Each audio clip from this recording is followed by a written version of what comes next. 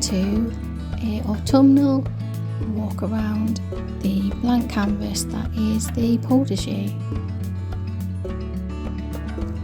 I'll take you around and I'll also insert photographs of what it used to be like when I moved in June 5 months ago.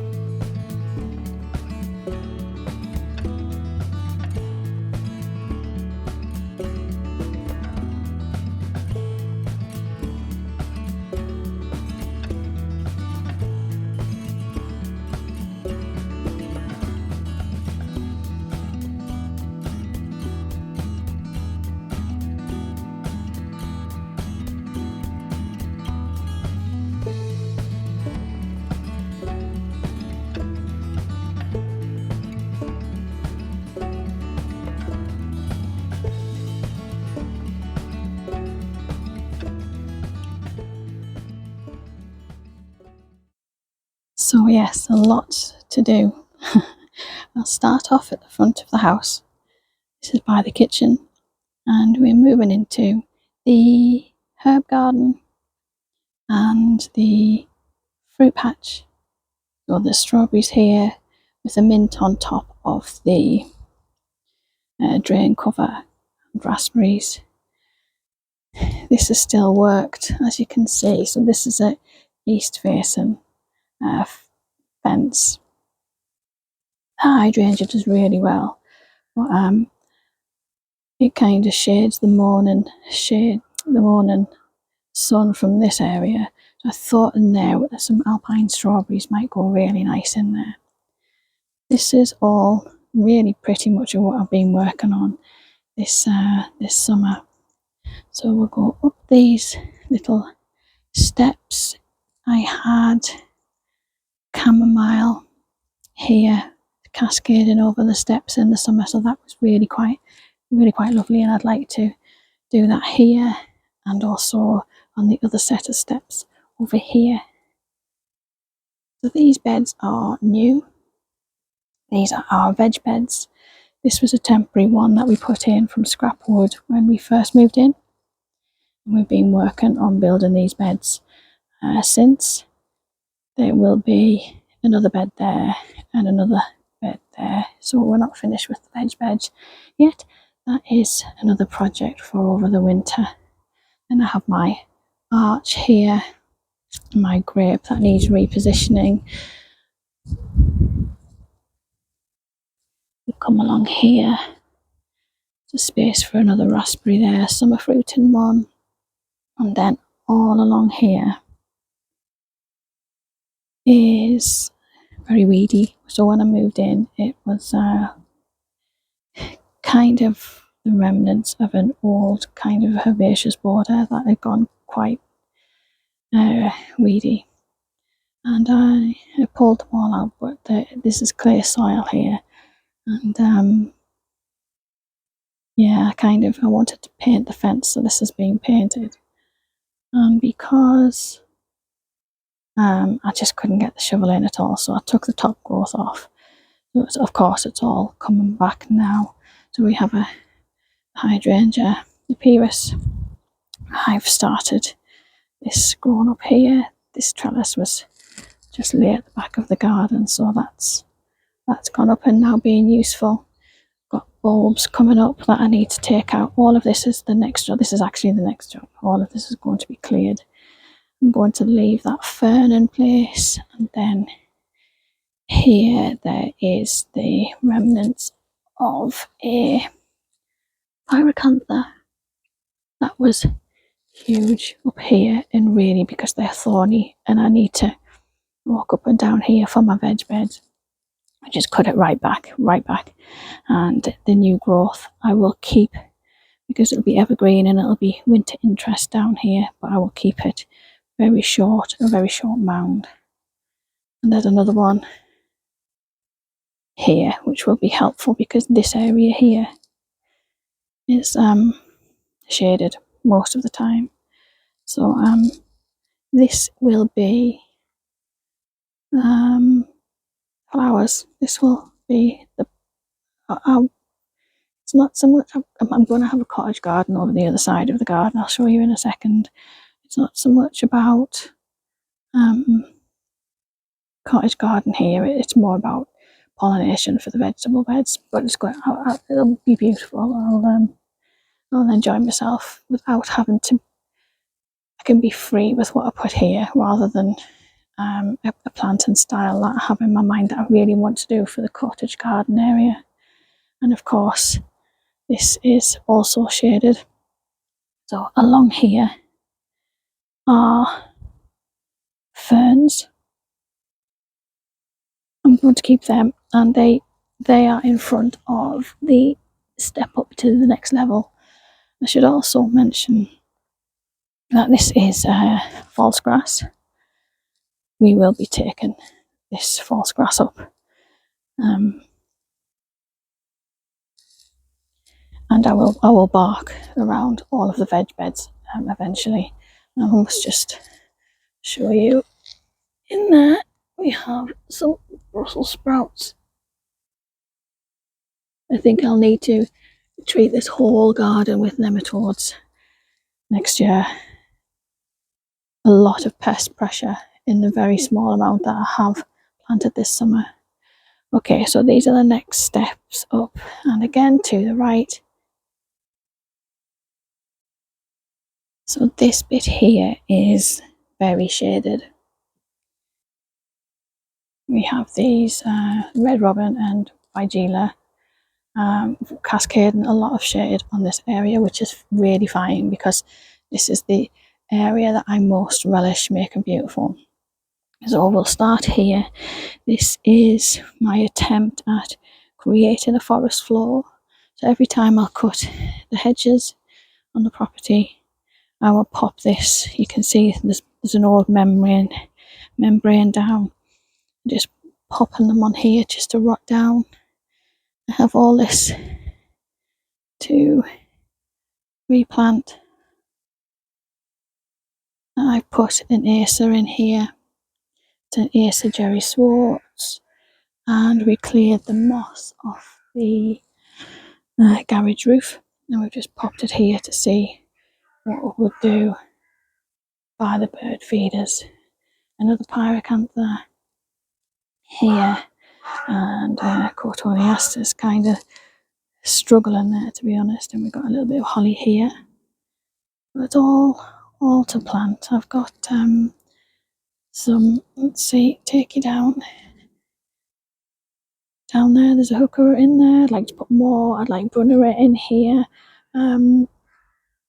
I have hellebore on its way for winter interest around here, because this, I'll show you from my kitchen window, and this is the spot that I look out onto most. My eyes drawn to all the evergreen on the fence here. Bramble there needs coming out. Okay, so if I move back a little bit, I've got a Portuguese laurel too. It's not going in there, it's going to go further. It's going to be here kind of thing. And this is my new 2-day-old compost bay made out of the fence panels that were running along here, holding a lot of bindweed, ivy, nettle. I am keeping the nettle because, can we see that it's very shaded? I am keeping the nettle because I will use fertiliser, and I have Buckham 14 comfrey to pop down here as well. When we pull the fence out, you see there's a wall running along here. When we pulled the fence out, we realised there was quite a step, so we've put a little bit of a retaining wall in just to stop that mound of earth dropping down from the neighbours next door. So yep, I have coming into the back of the garden now. Oh, there's the red robin getting me. We have that above us here, but this gets a lot of sun. This is a little warm area, so it gets it. I can show you. You can see early in the morning. Usually in the summer, it's not at this point, but this is kind of like, I guess it's the workings of the garden. Very muddy. So where this astroturf is, this fake grass here, that is where we are going to put the greenhouse shed combined. We have some old windows and doors that I'll show you in a second that we're going to incorporate into that build. And then this here was a mound of, I guess it used to be, I mean, it's a mound of loam now. I guess it used to be the sods from, pop you through there, from when they put the false grass on that side. We dug the sods up and put them here, and they've rot down. So I've actually moved these ones. And this area here, so I don't know if I can fit it in, but I would like to get that, show you, that temporary sage green bed that the Brussels sprouts are in. I'd like to get that up here for a pumpkin patch and corn grown up, and this traps the heat in this area. Hopefully I can fit it in around here, and then I'm using this to top dress my front garden. Whatever's left, I'm thinking of, so this fence is a north facing fence, so right along the fence line it's always in the shade, but if I can pull it further, I was thinking of a wildflower like mound here, because this area is going to be a pond, a nature pond. In my mind's eye, I think it'll be okay. I think it'll be fine here. This is the shed.